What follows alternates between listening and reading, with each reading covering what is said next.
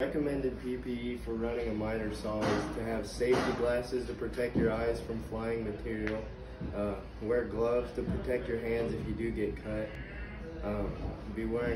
it's optional to wear long sleeves, but it's better just to protect from like sparks and stuff that might fly, and then you'll want to wear a face mask to protect from inhaling like dust and other stuff that might come off of the saw.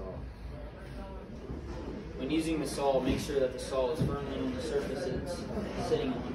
They got these holes right here. You can screw or bolt the saw down so that it's not going to move on you. Make sure that the guard is fully working, going up and down. Make sure that the saw is unplugged before changing the saw blade or moving the saw itself.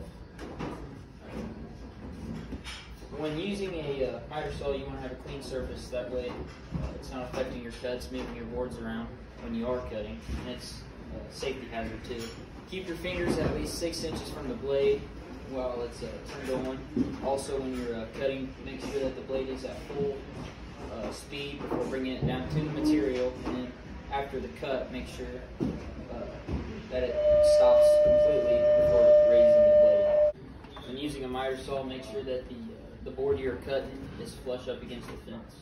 So if your material's too long, you're going to want to have something to support it, or you want someone to hold it up for you.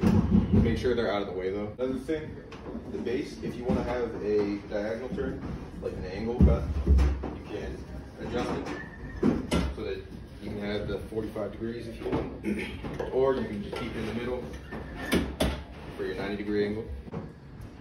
Make sure the saw is on the side of the wood that you want to be your trash side, or else you're going to have a little bit of a mucked up cut. Make sure your saw is lined up correctly. You got your safety gear on. You want to start it up, make sure that it's completely going and up to speed before you push down, and make sure it's completely stopped before you pull your wood out or pull your saw out.